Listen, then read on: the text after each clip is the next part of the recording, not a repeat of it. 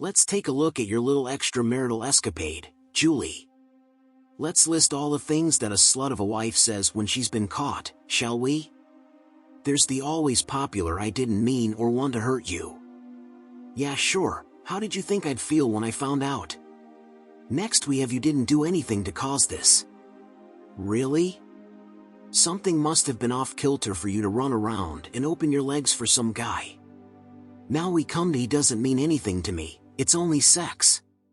Like that's supposed to make it all okay. It may be only sex, but it's sex with someone other than your husband. Okay, the big finish. "I love you and only you, plus I'll do anything to make it up to you so we can go on with our lives together." First, I don't believe that "I love you" crap. You don't do what you did to someone you love. Second, do you really think there's anything you can do or say that will make me forget that you're nothing but a backstabbing, lying slut? Do you? Have we covered all the bullshit excuses in the Cheating Slut Wives Handbook? Or maybe that's Slut Wives Cheating Handbook?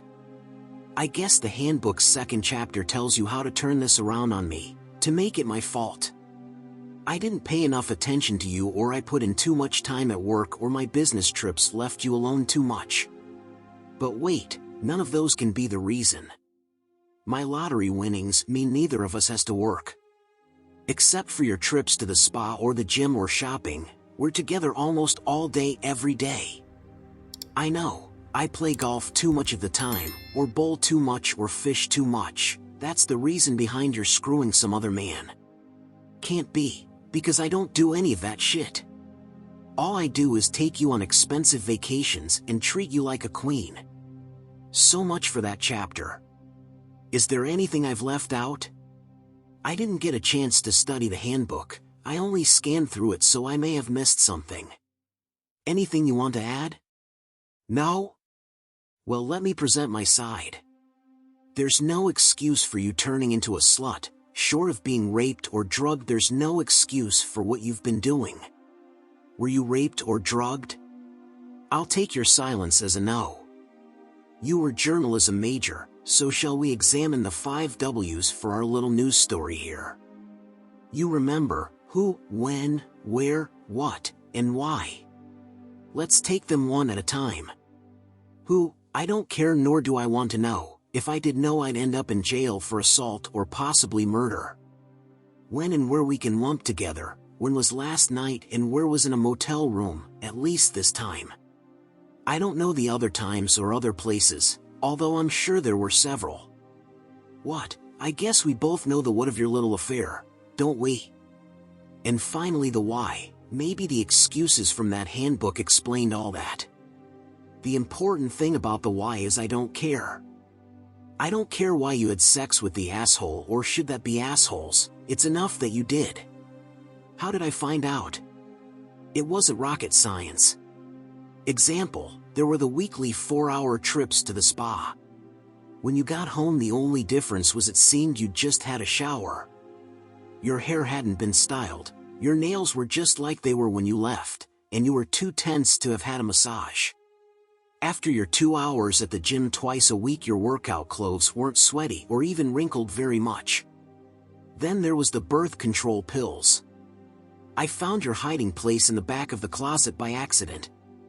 Why do you need birth control pills? I had a vasectomy before we got married because you didn't want to have any kids and you didn't like to use rubbers. The only logical deduction was that you had a lover or lovers on the side. The rest of it was just a matter of following you and watching your actions. You weren't the sharpest tool in the shed when it came to covering your tracks. My first reaction, the first thing I wanted to do when I walked into that motel room, was to hurt you both, physically. I wanted to beat the hell out of that dickhead and slap you around. But I stopped myself, thank God. If I'd started on him, I don't know that I would have stopped. It would be too much if I had to go to jail because of that prick. You were never in danger, I'd never hit a woman. But damn, I was tempted. Kicking his ass and slapping you around would hurt you both, at least physically. But that wouldn't make you hurt the way I'm hurting right now. So here's the deal, pack your shit and leave. Leave before I forget that I don't hit women. Don't call me, don't leave messages, don't write to me, and don't try to see me. Lose my phone number, forget where I live, and forget that you ever knew me. There'll be no talking, no marriage counselors trying to excuse why you acted like a slut and help me get over this. No discussions or therapy to help me to forgive you, because I can't and I won't. The divorce laws in this state are as big a piece of crap as you are. We have no-fault divorce, so no matter which partner screws up or how bad, they still get half of everything. There are some states which I could sue you for breach of contract. I wished we lived in one of those. Oh, I could sue your asshole lover, but he works as a salesman, when he works, that is. For the last year he hasn't worked. I guess that's how long you've been using my money on him, so he can get accustomed to the lifestyle he'd like to lead. You'll get your share of everything in the divorce. Maybe that's what you wanted all along. I really don't mind you getting half of my money. I'll still have more than I can ever spend.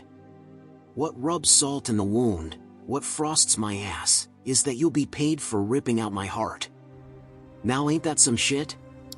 I wish there was some way to make you hurt as badly as I do. I wish there was some magic wand or phrase I could use that would make you feel like the pile of shit that you are.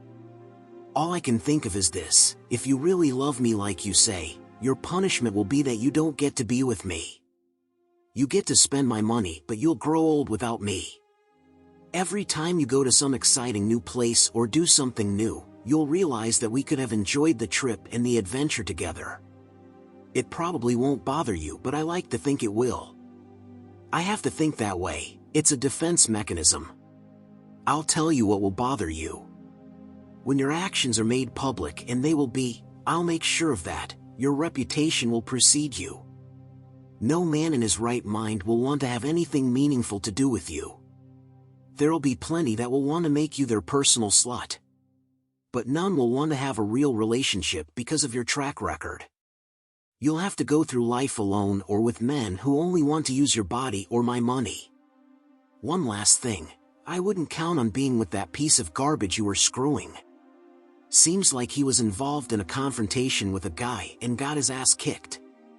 During the ass kicking he was told that if he was still in town the next day it would happen again, and again, and again, until he did leave or until he died. You know the oldest town isn't big enough for the two of us type of thing? How do I know all this? You remember that friend of mine, the ex-con? Well, I told him my story. It seems that he told the story to a friend who told it to a friend who told it to still another friend, and the last friend was so upset that he had a talk with your lover. The piece of crap left town yesterday. I guess he didn't feel you were worth fighting for. Anyway, he couldn't have held you with his broken arm. By the way, I was playing poker with several friends when all this happened. I'm done talking. As I said before, pack your shit and leave. I'll be back in a couple of hours and you'd better be gone.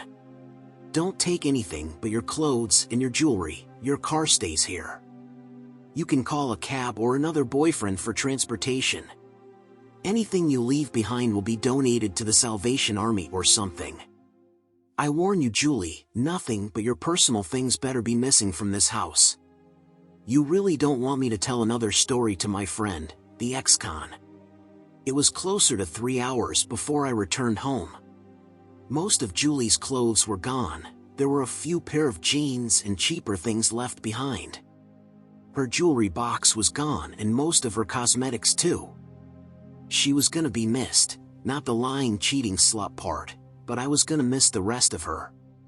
She was a beautiful, sexy, hard-bodied blonde that liked to hang all over me. We had a lot of good times together and the sex was outstanding. Sometimes she embarrassed me, but she did make me feel good. I decided that my friend, Jack Daniels, and I needed to have a heart-to-heart. As I poured my first drink, I looked ahead. I wouldn't roll over and die, and I wasn't gonna do anything stupid like turn into a drunk. But I was gonna be sad for a while. Pouring another drink, I took a sip and then decided to empty the rest of the bourbon down the sink. No need to go there, I thought, and then mused aloud, life goes on.